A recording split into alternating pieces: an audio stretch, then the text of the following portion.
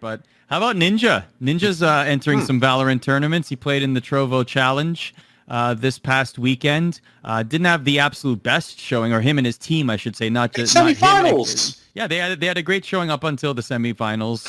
Yeah, and then but to be fair, that wasn't all Ninja's fault. And Ninja has been playing this game a lot, and it looks like he's very passionate about it.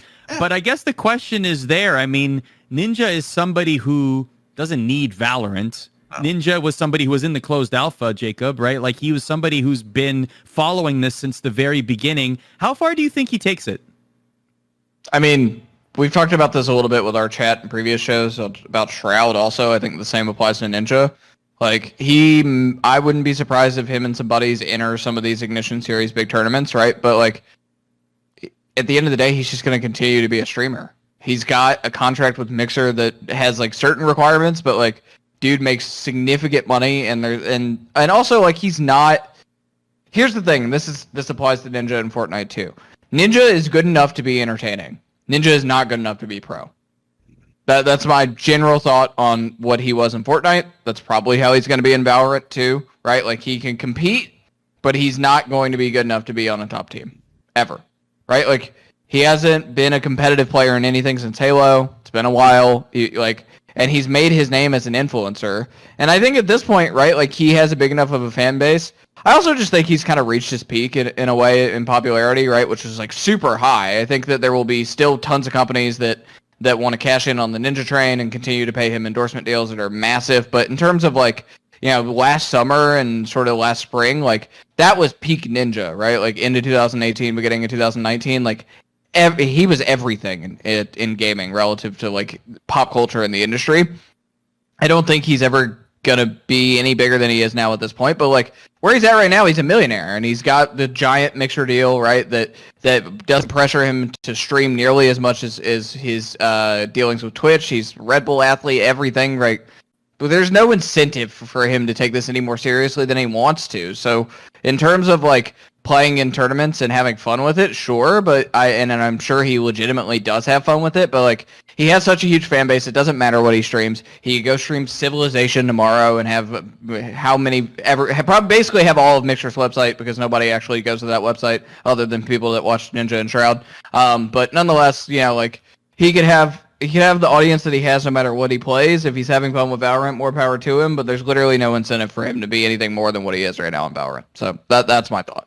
I give him credit, Tyler, though. I mean, at the end of the day, the other Tyler that we're talking about here, like, he doesn't have to do this. He's doing it out of love, and I appreciate that very much, because he's a made man. He has enough in the bank for future, like, several future generations. And I do think that even though the pandemic might have slowed things down, I don't think we've seen the apex of Ninja as a celebrity just yet. I think that there were certain things that were going to happen in 2020 had the pandemic not hit that would have been very good for his brand. You know, he had that movie, what was it, the Ryan Reynolds thing that was on the horizon. He also had a couple of, like, brand deals, and that probably would have been a little bit bigger if it was not clouded in all the news that is happening, right? So I do think that once we get a sense of normalcy back, and whenever that might be, I think Ninja will then continue to build his brand and really resume as an A-list celebrity somehow. I mean, I don't think he's going to fall off the face of the map tomorrow. That's not my point. I'm just saying, like, I think he will continue to be, like we've seen with so many other people,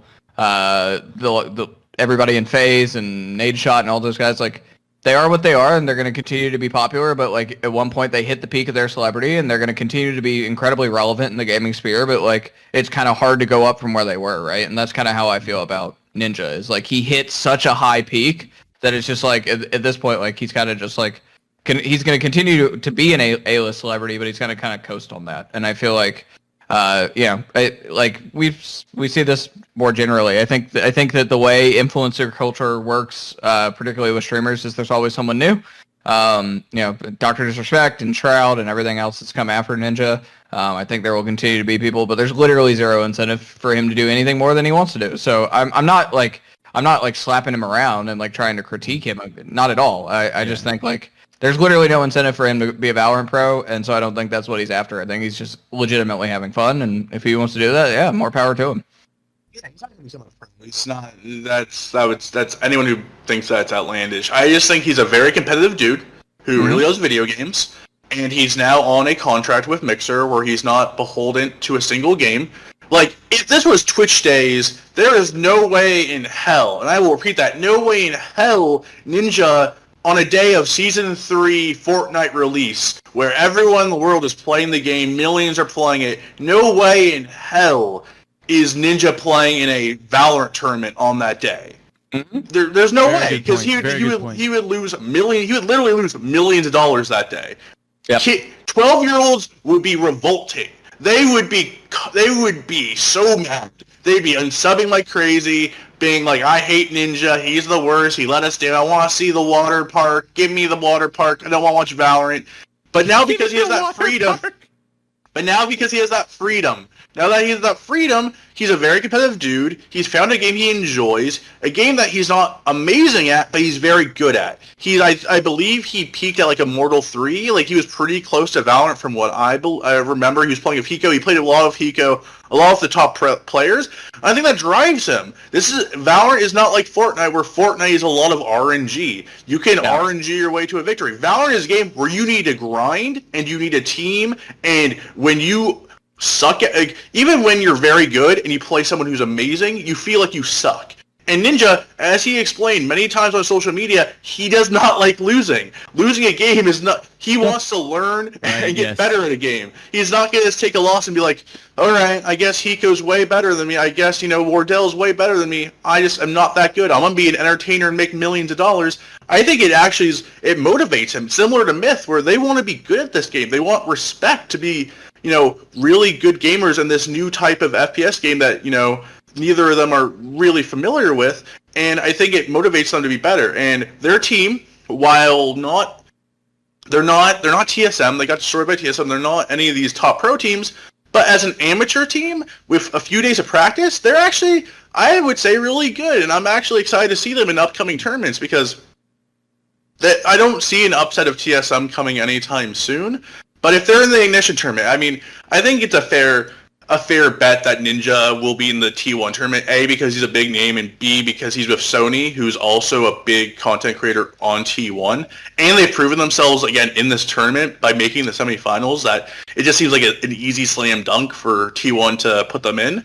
If they're in that tournament, I'm excited to see them play. I want to see them versus Immortals. I want to see them versus Laten James. Like, they're not going to beat TSM, but I do think with more practice, they could be respectable in defeat versus these big teams. And I know Ninja is going to get beaten by these teams, and he's going to want to practice more and more and more, because if he's shown that he's, under these players, he's not going to take losing, lightly. He's said this many times on social media. Yes, he has.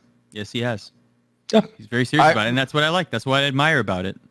Yeah, to Tyler's point about him not being on Twitch, that's everything, right? Like, the fact that, like, Twitch is such a big platform that, like, him leaving was a big deal, but it also wasn't. The fact that they're just going to find somebody else to replace him, and they have, and Lupo and Disrespect and others, right, who are still on that platform that have sort of risen up and become the face of the platform.